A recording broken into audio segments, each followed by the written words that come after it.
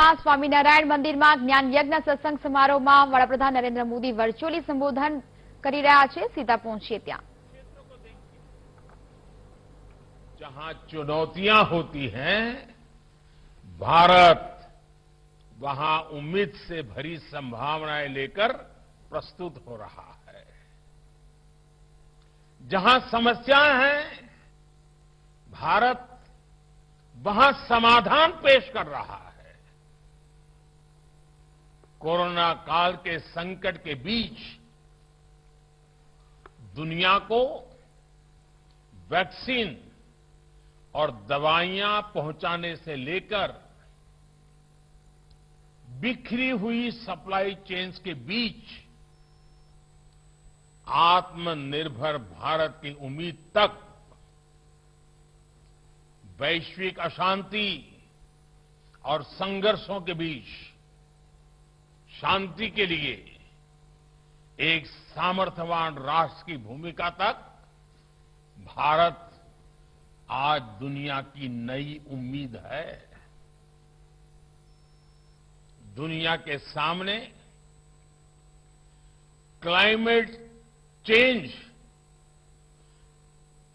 ऐसे खतरे मंडरा रहे हैं, तो भारत सस्टेनेबल लाइफ के अपने सदियों पुराने अनुभवों से भविष्य के लिए नेतृत्व कर रहा है। हम पूरी मानवता को योग का रास्ता दिखा रहे हैं, आयुर्वेद की ताकत से परिचित करवा रहे हैं। हम सॉफ्टवेयर से लेकर स्पेस तक एक नए भविष्य के लिए तत्पर देश के रूप में उभर रहे हैं। साथियों, आज भारत की सफलता हमारे युवाओं के सामर्थ्य का सबसे बड़ा सबूत है। आज देश में सरकार के कामकाज का तरीका बदला है, समाज की सोच बदली है और सबसे खुशी की बात यह है कि जन भागीदारी बढ़ी है। जो लक्ष्य भारत के लिए असंभव माने जाते थे, अब दुनिया भी देख रही है कि भारत ऐसे क्षेत्रों में कितना बेहतर कर रहा है। स्टार्टअप वर्ल्ड में भारत का बढ़ता हुआ कद भी इसका उदाहरण है। आज भारत दुनिया का तीसरा सबसे बड़ा स्टार्टअप इकोसिस्टम है। इसका नेतृत्व हमारे युवा ही कर रहे हैं। साथियों, हमारे यहां कहा जाता है, शुद्ध बुद्धि और मानवीय संस्कार अपने साथ साथ दूसरों का भी कल्याण करते हैं। अगर बुद्धि शुद्ध है तो कुछ भी असंभव नहीं, कुछ भी अप्राप्य नहीं। इसलिए स्वामिनारायण संप्रदाय के संत संस्कार अभ्युदय कार्यक्रमों के जरिए स्वनिर्माण, चरित्र निर्माण, इसका इतना बड़ा अनुष्ठान चला रहे हैं। हमारे लिए संस्कार का अर्थ है शिक्षा, सेवा और संवेदनशीलता। हमारे लिए संस्कार का अर्थ है समर्पण, संकल्प और सामर्थ्य। हम अपना उत्थान करें, लेकिन हमारा उत्थान दूसरों के कल्याण का भी माध्यम बने। हम सफलता के शिखरों को छुएं, लेकिन हमारी सफलता सबकी सेवा का भी जरिया बने। यही भगवान स्वामीनारायण की शिक्षाओं का सार है और यही भारत का सहज स्वभाव भी है। અને આજે તમે ગુજરાતના ખૂણે ખૂણેથી અહીંયા આવ્યા છો બધા ત્યારે અને આટલી મોટી સંખ્યામાં યુવક યુવતીઓ મારી સામે નજરે ચડે છે ત્યારે મને પણ એમ થાય કે વડોદરા રૂબરૂ ગયો તો સારું થાત, તમને બધા રૂબરૂ મળ્યો તો ઓર મજા આવત, પણ સમયની મુશ્કેલીઓ હોય છે, સમયના બંધનો હોય છે, એના કારણે પહોંચાતું નથી હોતું। અમારા જીતુભાઈ ભૂસકરાઈ રહ્યા છે બરાબર। બહુ સ્વાભાવિક છે, કારણ કે વડોદરાનો મારો ખાસો બધો સમય વડોદરામાં મને વિતાવવાનો મોકો મળ્યો છે ભૂતકાળમાં। અને મારે માટે તો ગર્વની વાત છે કે વડોદરાએ અને કાશીએ બંને મને એક સાથે એમપી બનાવ્યો। યુનિટી હજુ તો કલ્પના જગતની અંદર કામ ચાલતું હતું અને એ વખતે મેં કહ્યું હતું કે જ્યારે આ સ્ટેચ્યુ ઓફ યુનિટી બનશે અને દુનિયાની આકર્ષણનું કેન્દ્ર બનશે એ વખતે વડોદરા એની મૂળભૂત ભૂમિ બની જશે। વડોદરા સ્ટેચ્યુ ઓફ યુનિટીનો મૂળ આધાર બની જશે। આ મારું વર્ષો પહેલાનું એક ભાષણ વડોદરામાં છે અને આજે સમગ્ર મધ્ય ગુજરાતમાં ટુરિઝમની આખી ઇકોસિસ્ટમ એનું કેન્દ્ર બિંદુ વડોદરા બની રહ્યું છે। જે રીતે પાવાગઢનું પુનર્નિર્માણ ચાલી રહ્યું છે અને માં કાલીના આશીર્વાદ આપણને મળી રહ્યા છે, મારી પણ ઈચ્છા છે આવનારા થોડા દિવસોમાં ક્યારેક માં કાલીના ચરણોમાં માથું નમાવા જરૂર આવીશ। પરંતુ ચાહે પાવાગઢ હોય કે અમારું સ્ટેચ્યુ ઓફ યુનિટી હોય, આ બધી જ બાબતો આ વડોદરાની સંસ્કાર નગરીનો એક નવીન વિસ્તાર સમજ લો। ઔદ્યોગિક રીતે પણ આજે વડોદરાની ખ્યાતિ જુઓ। વડોદરામાં બનનારા મેટ્રોના કોચ દુનિયાની અંદર દોડે છે। આ વડોદરાની તાકાત છે।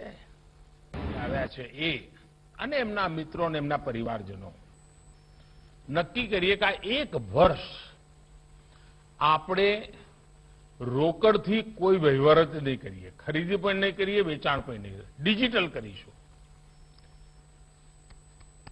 ડિજિટલ કરન્સીનો જ ઉપયોગ કરીશું, મોબાઈલ ફોનથી જ પેમેન્ટ કરીશું, મોબાઈલ ફોનથી જ પૈસા લઈશું।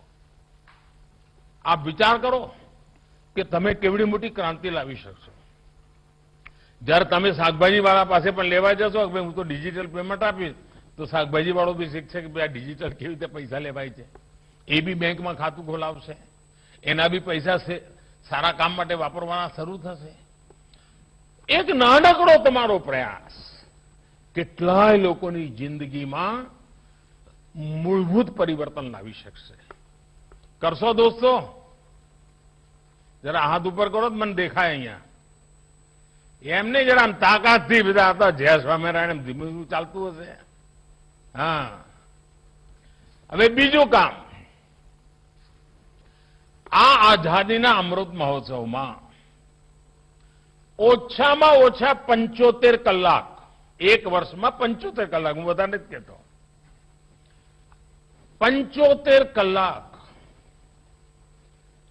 માતૃભૂમિની સેવા માટે કોઈ ને કોઈ કામ, ચાહે સ્વચ્છતાનું કામ લઈએ, ચાહે કુપોષણમાંથી બાળકોને મુક્ત કરાવવાનું કામ લઈએ, ચાહે પ્લાસ્ટિકના કચરાથી લોકો પ્લાસ્ટિક ન વાપરે, સિંગલ યુઝ પ્લાસ્ટિકમાંથી મુક્તિ મેળવે એનું અભિયાન ચલાવીએ, કોઈ ને કોઈ એવું કામ આપણે કરીએ અને આ વર્ષમાં 75 કલાક એના માટે આપી શકીએ। અને જ્યારે હું સ્વચ્છતાની વાત કરતો હોઉં, વડોદરાની અંદર વાત કરતો હોઉં અને વડોદરા અને કાશી મારો નાતો એક સાથે રહ્યો, તો મને સ્વાભાવિક અત્યારે કાશીની વાત યાદ આવે. મેં જોયું કે જ્યારે હું સ્વચ્છતા અભિયાન ચલાવતો હતો તો કાશીમાં નાગાલેન્ડની એક દીકરી, તેમસુ તુલા એનું નામ, તેમસુ તુલા, આપણે ત્યાં ચિત્રલેખા એના માટે સરસ લેખ લખ્યો હતો. આ દીકરી થોડા વર્ષો પહેલા કાશીમાં ભણવા માટે આવેલી અને કાશીમાં એને રહેવાનું બધું આમ મજા આવવા માંડી. એ ઘણો સમય કાશીમાં રહી, નાગાલેન્ડથી આવી હતી. ઈસાઈ સંપ્રદાયમાં પૂજાપાઠ વિશ્વાસ કરનારી દીકરી હતી. પણ જરા સ્વચ્છતાનું અભિયાનનું આવ્યું તો એકલી એકલી કાશીના ઘાટ સાફ કરવા માંડી. ધીરે ધીરે ધીરે અનેક નવજવાનો જોડાતા ગયા અને લોકો જોવા આવતા હતા કે આ ભણેલા ગણેલા જીન્સના પેન્ટ પહેરેલા દીકરા દીકરીઓ આટલી બધી મહેનત કરે છે. અને પછી તો કાશી આખું જોડાવા માંડ્યું. આપ વિચાર કરો કે જ્યારે આપણે નાગાલેન્ડની એક દીકરી કાશીના ઘાટ સાફ કરતી હોય, મનમાં કલ્પના કરો કે અંતર મનને કેટલી મોટી અસર કરી જાય. અને આપણા જ્ઞાનજીવનદાસજી મહારાજે હમણાં જ કહ્યું કે ભાઈ સ્વચ્છતાની બાબતમાં આપણે નેતૃત્વ કરવું જોઈએ, આપણે આ જવાબદારી માથે લેવી જોઈએ. દેશભક્તિના આ જ બધા કામો છે. હવે તો હું પાણી બચાવું એમાં પણ દેશભક્તિ છે, હું વીજળી બચાવું એમાં પણ દેશભક્તિ છે. આઝાદીના અમૃત મહોત્સવમાં આપણા હરિભક્તોમાં કોઈ એવું ઘર ના હોય કે જે ઘરમાં એલઈડી બલ્બ ન વપરાતા હોય. તમે એલઈડી બલ્બ આવો એટલે ઉજળી તો લાઈટ તો સારું આવે જ, ખર્ચોય બચે, વીજળી પણ બચે. જન ઔષધિ કેન્દ્રો તમે જોયું હશે, આપણા ગુજરાતમાં અનેક જગ્યાએ જન ઔષધિ કેન્દ્રો છે. જે કુટુંબમાં કોઈ એક ડાયાબિટીસનો પેશન્ટ હોય ને, તો એ કુટુંબને મહિને 1000, 1200, 1500 રૂપિયાની દવાનો ખર્ચો થાય. હવે આપણો મધ્યમ વર્ગનો પરિવાર આ 1200-1500 રૂપિયા દર મહિને ક્યાંથી કાઢે? એટલે આપણે જન ઔષધિ કેન્દ્રો શરૂ કર્યા અને સારામાં સારી ગુણવત્તાવાળી દવા,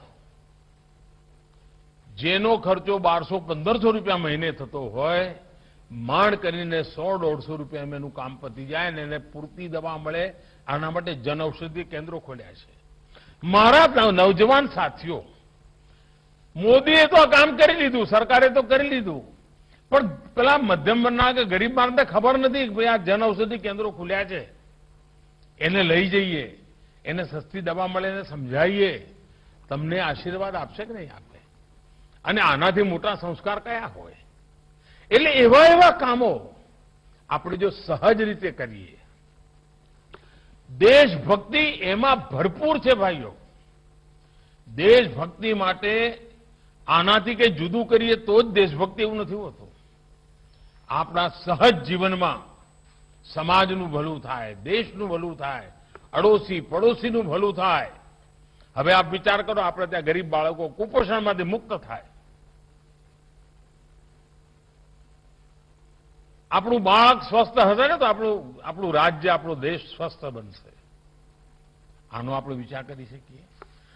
મને ખુશીની વાત છે, હમણાં ગુજરાતમાં મોટું અભિયાન ચાલી રહ્યું છે પ્રાકૃતિક ખેતીનું.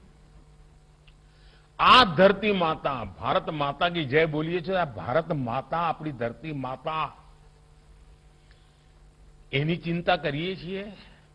કેમિકલ ફર્ટિલાઇઝર યુરિયા અને આ તે નાખીને આપણે ધરતી માતાને ટૂંપો જ દેવા માંડ્યા છીએ.